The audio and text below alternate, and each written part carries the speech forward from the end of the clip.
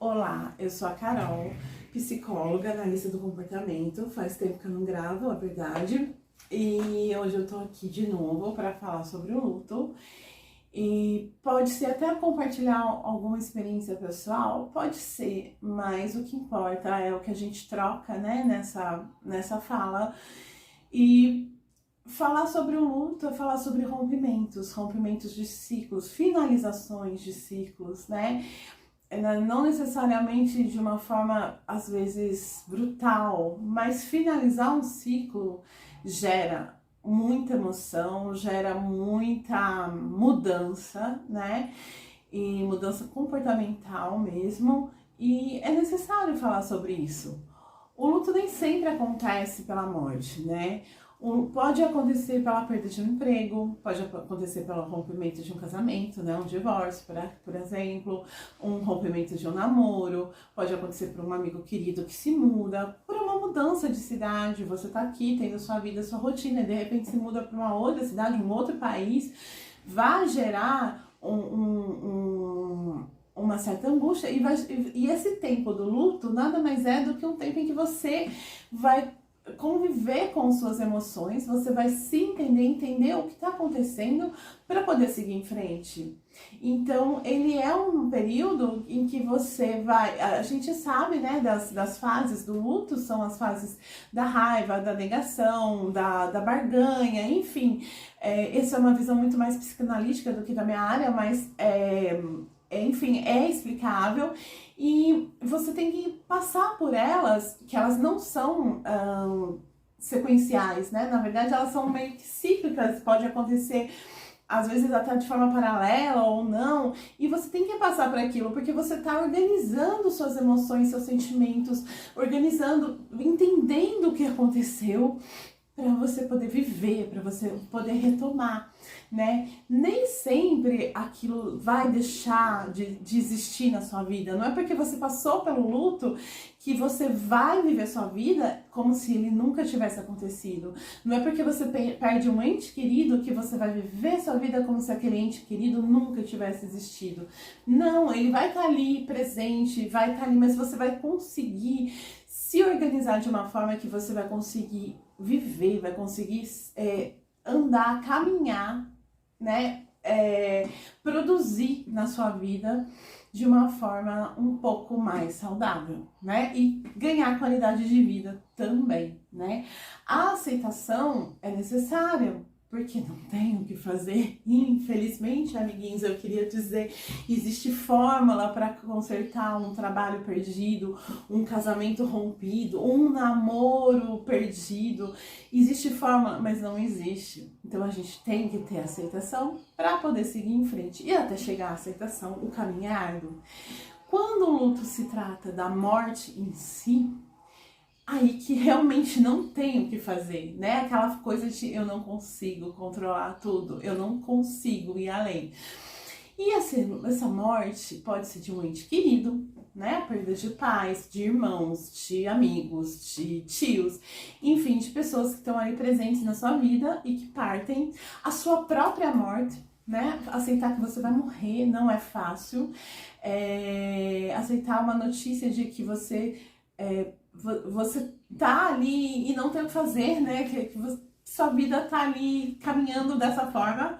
Enfim, a morte de um animal de estimação, que é muito valorizado hoje pela sociedade. A morte de amigos, né? Como eu já disse. Enfim, perder entes.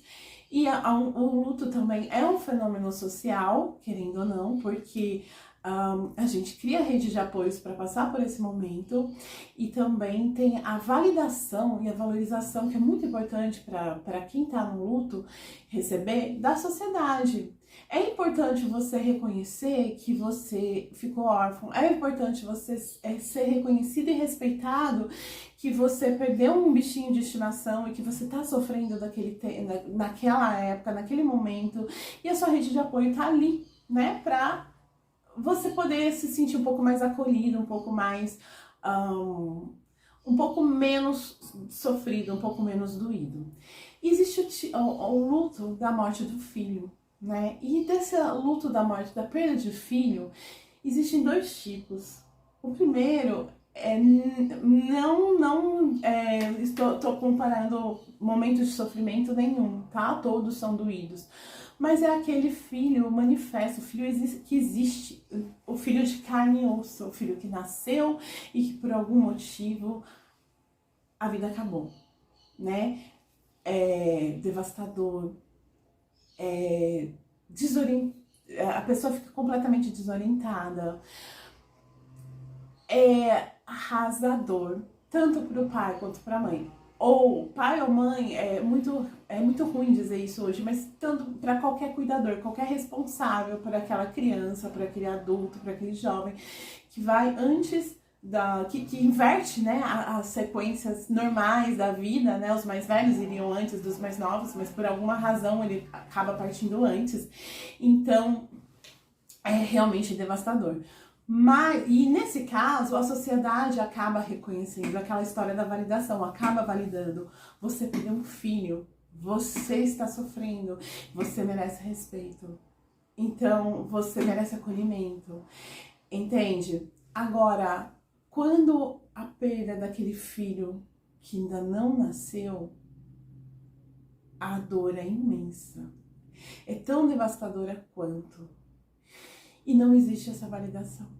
Muitas vezes a rede de apoio é falha porque as pessoas simplesmente não veem, né? Aquela coisa meio São Tomé, vê pra crer, eu não vejo o seu filho, eu não consigo palpar, então ele não existe. Então, bola pra frente, porque é frescurinha ficar em casa chorando por um bebê que não nasceu, e daí vem frases e frases ridículas, mas você pode ter outro, a vida continua, e sabe, todo aquele tipo de consolo que é muito raso, sabe? Raso, sempre sem embasamento, que as pessoas só falam para se livrar daquele momento constrangedor. Perdi meu filho, sofri um aborto. Então, para me livrar desse momento constrangedor, olha, tudo bem, bate nas suas mãos rosas, tá tudo bem, nem falam tá tudo bem, né?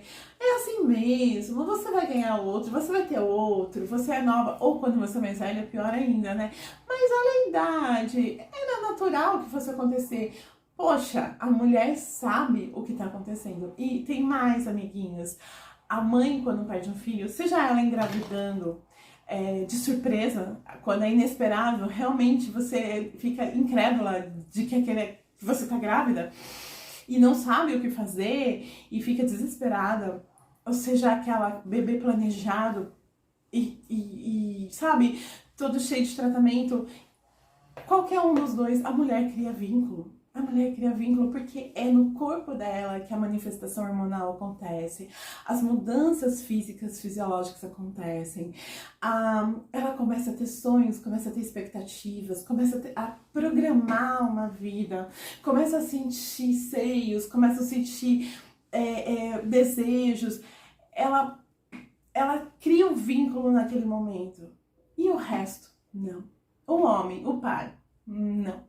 O pai só vai entender o que ele realmente fez quando ele vê a criança, pegar a criança, palpar a criança e ver, olha, realmente é um pedaço meu. Mas a mulher, desde o primeiro dia da concepção, ela sabe. Ela sabe que tem alguém ali. E perder isso dói. E é um caminho muito solitário, muito triste. Se o pai apoia, se o pai tá ali desde o começo e ele tenta entender, é um pouquinho mais fácil. Mas se o pai se afasta, se o pai é hostil, se o pai é agressivo, as coisas ficam muito mais difíceis.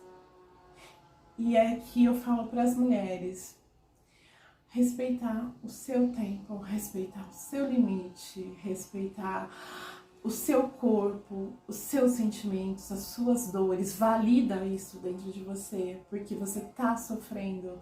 A sociedade não vai fazer isso por você, mas você tem que fazer. Então, nesse caso, se você tá sozinha, porque a solidão é gigante, é enorme mesmo, eu dou todo, assino embaixo de quem passa por isso, veja que você continua e que o luto que você está passando, por mais que ele não seja validado, ele existe. E é uma fase. Se você precisa de ajuda, procure ajuda, faça terapia. De preferência com alguém que já vivenciou isso, com alguma mulher que já vivenciou isso. Procure uma rede de apoio com pessoas que tenham empatia. E tente ser melhor. É aquela coisa, controle a gente não tem. Explicação a gente não tem. Procurar porquês não adianta. Não adianta procurar um porquê aconteceu, porquê fiquei grávida, porquê perdi, porquê fui abandonada, porquê não existe, sabe? Quanto mais você faz isso, mais energia você perde, mais tempo precioso da sua vida você deixa de tentar se curar. O processo agora é o inverso, o processo é para você tentar se entender, tentar ver suas feridas, estancar suas feridas, manter pessoas que te fazem bem por perto, fazer coisas que te fazem bem por perto. E não tenha pressa, não tenha pressa para se curar. Porque esse processo da cura, esse processo do luto, ele vai durar o tempo que for necessário para você fechar suas feridas e continuar. Esquecer uma perda dessa? Não esquece, isso é pro resto da vida, você ficou marcado. Mas faça disso ter valido a pena na sua vida, seja uma pessoa melhor. E sim, existe vida ainda para ser vivida. Eu espero ter ajudado. Se precisarem de mim, estou à disposição. E até o próximo vídeo. Obrigada.